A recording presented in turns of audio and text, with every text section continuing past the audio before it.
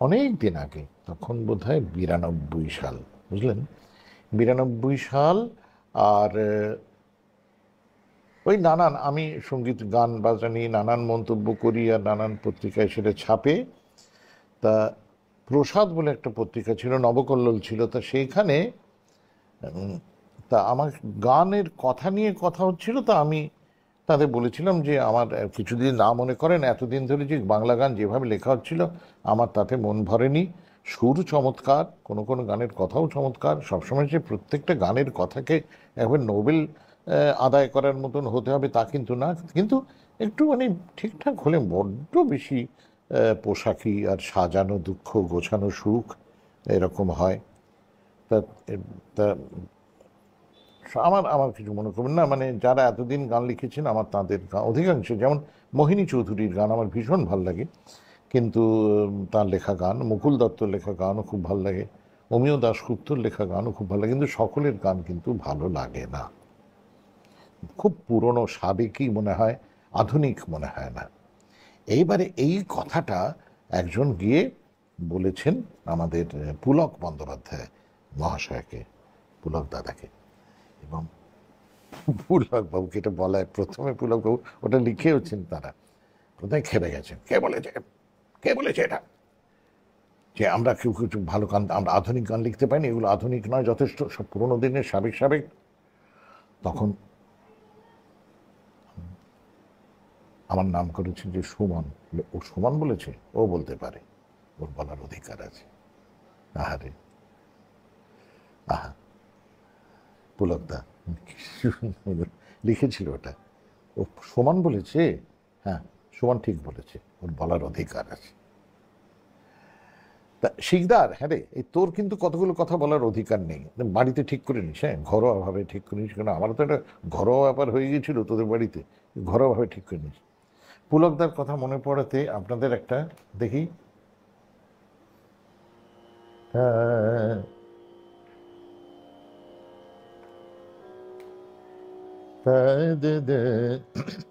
পুলকদার কথা হলো, পুলক বন্দ্যোপাধ্যায়, আমি পুলকদা কিন্তু, পুলকদার গান কিন্তু খুব সুন্দর সুন্দর গান লিখেছেন পুলকদা। এমনকি জানেন এক সময় উনি আমাদের বাড়িতে এলেন, HMV-তে তার আগে গেলেন, গিয়ে বললেন সুমন আমার গান গাইবে, আমি সুমনকে ধরবো। এবারে HMV-র কথাটা বলে, দূর তারিকা, আরে সুমন তো সুমনের গান গায়, সে হঠাৎ পুলক বাবুর গান গাইবে কেন? তো আমার বাড়িতে চলে এসছেন, এসে বললেন বাবা সুমন, সুধীনদা বড়দা তোমার বাবা, উনিও আমার আমার লেখা গান গেয়েছেন, তুমি একটা গাইবে না? হ্যাঁ হ্যাঁ, আমি বললাম নিশ্চয়ই গাইবো দাদা, নিশ্চয়ই গাইবো, আপনি দিন। উনি আমায় বলছেন দাঁড়াও, তোমার তো যে সে গান দিলে হবে না, তোমার তো দেখে গান দিতে হবে, তোমার বাবা গেয়েছেন, আমার খুব ভালো লাগবে যদি একটা গান, আমার লেখা গান তোমার গাওয়া থেকে যায়। আমি বলছিলাম দাদা বিশ্বাস করুন, আমি এবার যে HMV যে বলছে রেকর্ড করবে না, গুলি মারুন HMV, আমরা নিজেরা নিজেরা করবো, ঠিক আছে, একদম ভাববেন না। এবং ঠিক HMV করবে, করবে না মানে? পুলক বন্দ্যোপাধ্যায় লিখছেন, বলছে তুমি সুর করবে তো বাবা? আমি নিশ্চয়ই করবো। তো উনি আমায় 2-3টি গান দিয়েছিলেন, আর সে খাতায় লেখা, বুঝলেন, খাতার পাতা ছিঁড়ে আমায় দিয়েছেন। আরে কোথায় চলে গেল লোকগুলো, কোথায় চলে গেল, কি মিষ্টি লোকটি, মানুষটি। তারপরে এটা বলি আপনাদের, আপনাদের বলি, আহা, প্রভাত আমাকে সেদিন চৈত্র মাসের মিউজিক ডাইরেক্ট করার জন্য ডেকেছেন। এই প্রথম আমি মিউজিক ডাইরেকশনের সুযোগ পেলাম। তা কত টাকা পেয়েছিলাম জানেন? বিশ্বাস না, বলবো না।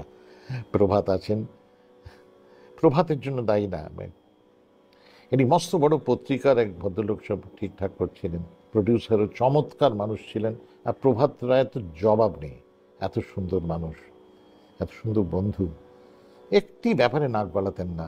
আমার একটা কাজ দিলেন, তুমি যেরকম করবে সেরকম হবে, ভালো হলে তোমার ভালো, ছবির ভালো, খারাপ হলে ছবির খারাপ, তোমারও খারাপ, আমার আর কি।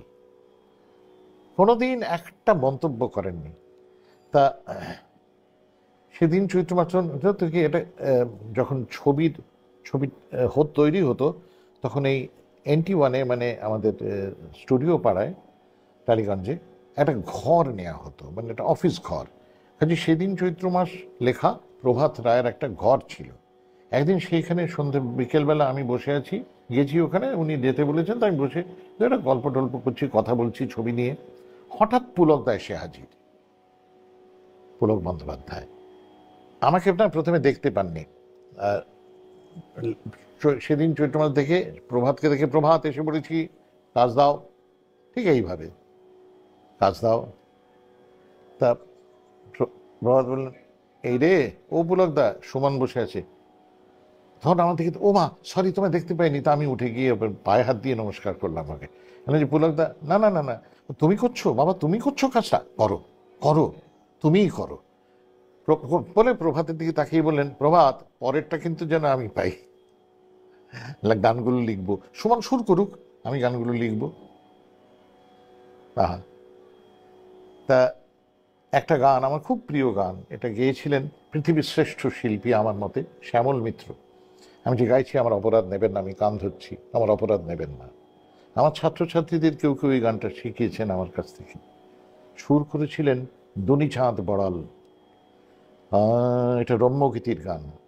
কতটুকু তুমি জানো, কতটুকু তুমি জানো, তোমারে দিয়েছি কি যে, তোমারে কাঁদাতে কেন বারে বার আমি কেঁদেছি নিজে, তা কতটুকু তুমি জানো, তোমারে দিয়েছি কি যে, তোমারে কাঁদাতে কেন বারে বার আমি কেঁদেছি নিজে, তা কতটুকু তুমি জানো। নিয়েছ যে পরাজয়, সে আমার জয় নয়, নিয়েছ যে পরাজয়, সে আমার জয় নয়। ব্যথা দিয়ে যেতে কত ব্যথা সয়েছি যে, আমি নিজে, এই আমি নিজে আমি কোনোদিন পারলাম না, কোনোদিন না। ব্যথা দিয়ে যেতে কত ব্যথা সয়েছি যে, আমি নিজে তোমারে কাঁদাতে কেন বারে বার আমি কেঁদেছি নিজে, তা কতটুকু তুমি জানো। পুলকদা, আমি জানি না আপনি কি শুনছেন কোথা থেকে, এরম গান আমি কোনোদিন লিখতে পারতাম না, পারবো না। দিয়ে যাই যত ভুল, ঝরে মোর ফোটা ফুল, দিয়ে যাই যত ভুল, ঝরে মোর ফোটা ফুল, ফুলে কাটাতে কত জ্বালা, কত জ্বালা সয়েছি যে, তার কতটুকু তুমি জানো। একটু স্কেলটা ছড়িয়েই দেখুন।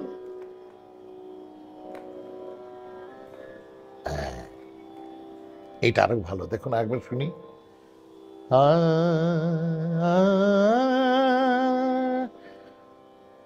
কতটুকু তুমি জানো। রাহুল, তোর ভাল লাগছে? দীপান্বিতার ভাল লাগছে। সুদীপ, সেলিম সুদীপ জনাব, আপনি লিখছেন বুকে লাগে। আহারে সুবিমল, তোমরা সব শুনছো। আহা, তথাগত তুমি শুনছো। কতটুকু তুমি জানো। অনেকদিন আগে এপিডিআর একবার ফান্ড রেজিং এর জন্য আমাকে গান গাইতে বললেন। সুজাত ভদ্র ছিলেন। ভাস্কর, তোমার হয়তো মনে আছে, মনে থাকারই কথা, রবীন্দ্র সদনে হয়েছিল। এপিডিআর এর জন্য আমি গান গেয়েছিলাম। আর সে ছিল একটা রোববার সকাল বোধ হয়। আর হবি তো আহা, তার ঠিক 2-3 দিন আগে পুলক বন্দ্যোপাধ্যায় মারা গেছেন। উনি আত্মহত্যা করেছিলেন। সাহসী লোকেরাই পারে, সাহসী লোকেরা পারে। গঙ্গায় ঝাঁপ দিয়েছিলেন। উনি তো ওপারে থাকতেন, শালকিয়ায় থাকতেন বোধহয়, এই ফেরিতে করে গঙ্গা পার হতেন। উনি গঙ্গায় নেমে গিয়েছিলেন, সাহস ছিল। সেদিনে অনুষ্ঠানটা আমি শুরু করেছিলাম এই গানটা দিয়ে। ভাস্কর, তোমার হয়তো মনে আছে, মৃন্ময়ী ছিল বোধহয় সেই অনুষ্ঠানটাতে। মৃন্ময়ী তখন কত ছোট। মৃন্ময়ী, জানি না তুমি শুনছো কিনা, তোমারও হয়তো মনে থাকার কথা, যদিও তুমি তার আগে গানটা শোনোনি। ভাস্কর শুনেছ, দুনিচাঁদ বড়ালের নাম এবং কাজের সঙ্গে তুমি পরিচিত। কতটুকু তুমি জানো, তোমারে দিয়েছি কি যে, তোমারে কাঁদাতে কেন বারে বার আমি কেঁদেছি নিজে, তা কতটুকু তুমি জানো। শিবশঙ্কর গুপ্ত লিখছেন, হায় হায় কি গান শোনালেন। আর শ্যামল মিত্র তো আধুনিক বাংলা গানের শেষ কথা। বন্ধুবর, আপনি যিনিই হন মান্যবর, আমি আপনার সঙ্গে সম্পূর্ণ একমত, সম্পূর্ণ। কিন্তু সুরকার দুনিচাঁদ বড়াল, তিনিও কম কথা নন। এই হচ্ছে আধুনিক সুর। নিয়েছ যে পরাজয়, সে আমার জয় নয়। কি লিখেছিলেন বলুন তো পুলকবাবু? নিয়েছ যে পরাজয়, সে আমার জয় নয়।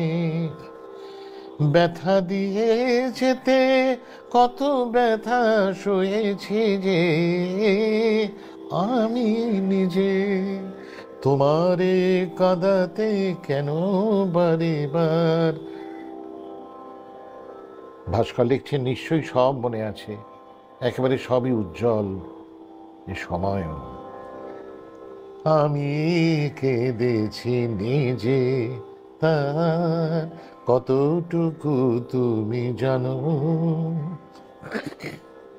দিয়ে যাই যত ভুল, ঝরে মোর ফোটা ফুল। দিয়ে যাই যত ভুল, ঝরে মোর ফোটা ফুল। ফুলের কাঁটাতে কত জ্বালা, ফুলের কাঁটাতে কত জ্বালা, কত জ্বালা সয়েছি যে, তার কতটুকু তুমি জানো। তোমারে দিয়েছি কি যে, তোমারে কাঁদাতে কেন বারে বার আমি কেঁদেছি নিজে। হ্যাঁ, ভাস্কর লিখেছেন যে ঠিক কি অসাধারণ রায়চাঁদ বড়ালের ভাইপো ছিলেন দুনিচাঁদ বড়াল। বিশ্বাস করবেন, কাঁচকলা পেরেছি জীবনে, একটা জিনিস পেরেছি, সুন্দরকে বুঝতে শিখেছি। অন্য সুন্দর না, গানের সুন্দর। বাংলা গান এ পৃথিবীর শ্রেষ্ঠ কীর্তি। এমন কোন সঙ্গীতকার পৃথিবীতে আসেননি কোনোদিন যিনি বাংলা আধুনিক গানকে বুঝবেন। বাংলার আধুনিক গান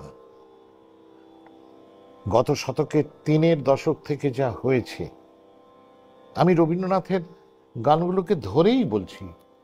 3-এর, আমি তার আগে থেকে, ঠিক আছে, রবীন্দ্রনাথকে নিয়ে, দ্বিজেন্দ্রলালকে নিয়ে 3-এর দশক থেকে যা হয়েছে, পৃথিবীতে সঙ্গীতের ইতিহাসে তার ধারে কাছে কিছু নেই।